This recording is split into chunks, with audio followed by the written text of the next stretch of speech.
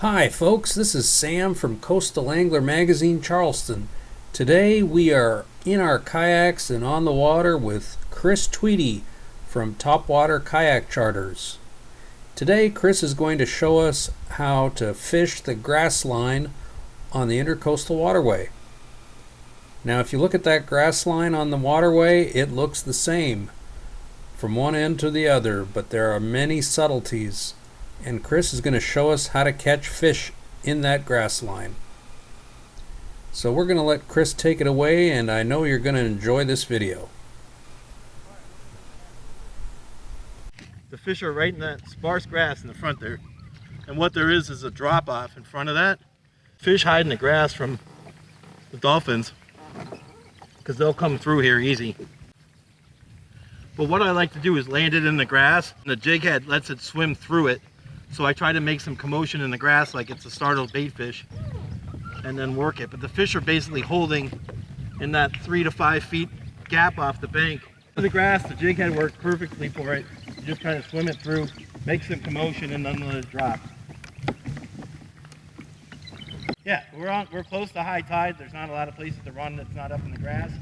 The water's not high enough to get into the marsh here, so they're basically holding right at the access point, which will be anywhere from there to just past that tree.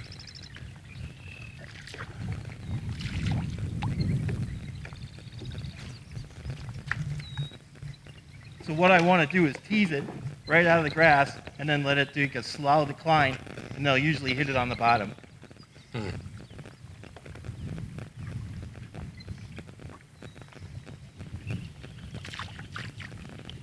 So you look at that grass that's right there, the water's probably 2 feet underneath it. So I want to drop it through there, make a little commotion, get it visible,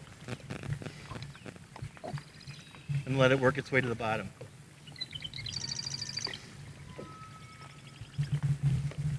But for me, the primary spot is between the point there and the tree. Right there. Oops.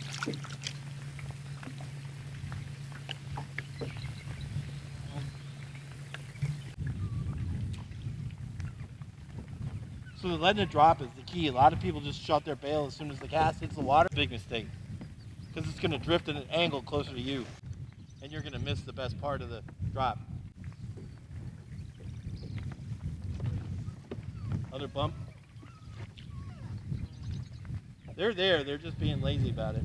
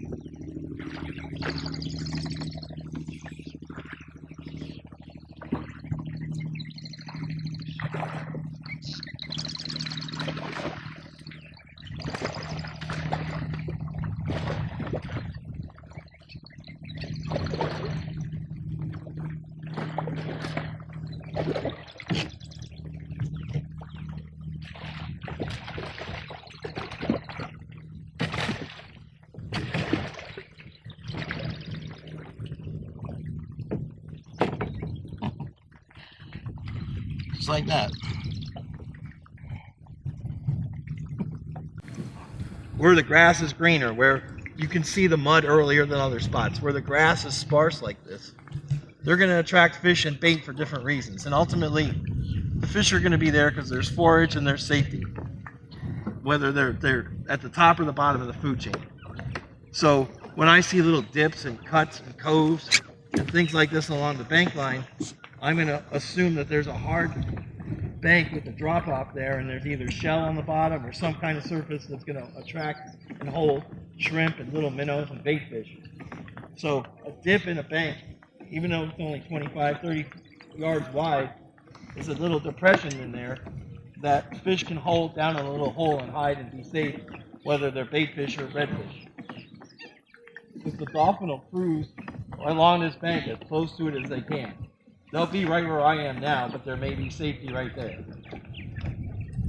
So as we go along here, you can see the tops of the grass. It's starting to be the old dead grass that's going to get flushed out on one of our next flood tides. And it's like right up to the grass. The grass comes right up to the water. There's not a lot of transition here like there is ahead of us, where you can see sparse little tentacles of grass sticking out 4, 5, 6 inches. So I'm going to assume there's a deeper spot right here along a hard bank with a mud line right up against the bank. So it'll drop off 3, 4 feet below us here. That's the way to test that is. Yep. So about 4 feet, mud on the bottom. So I know there's not probably going to be a whole lot of life here. It's a good little hiding spot, but it's not much of a productive fish holding spot. So up ahead of us and behind us lends a different story. It's going to be sparse grass that redfish can cruise in between, shrimp and minnows can hide up in, and it's going to be a hard time for a dolphin to effectively hunt in that. And it also provides the safety to go up on non-hard bank into more of a transition to a flat. So areas like this where you can see like a little geographic area behind the bank here are going to be key spots, because this is going to be an access point in which the fish can get up into the marsh. I can see up and over this hard grass line here where it's really bright green. There's a whole sea of dead grass behind it. And there's little pools that on a higher tide would allow fish access points to get up into the marsh to hide in like 2 or 3 feet of water for the duration of high tide. So it's not necessarily what's on the front of the bank, but also sort of what's behind it that's going to help us identify good areas to fish in. So if you see pockets of water behind the front grass line, there's likely to be an entry point and an exit point that fish are going to use to get up in there to hide during the peak of the tide. So it's a good spot to fish right before and after high tide, when the fish are just kind of piling up in front of the grass to go up onto the marsh, or when they're first coming on. And that's also going to be the channels that bait use to get in and out of the marsh as well.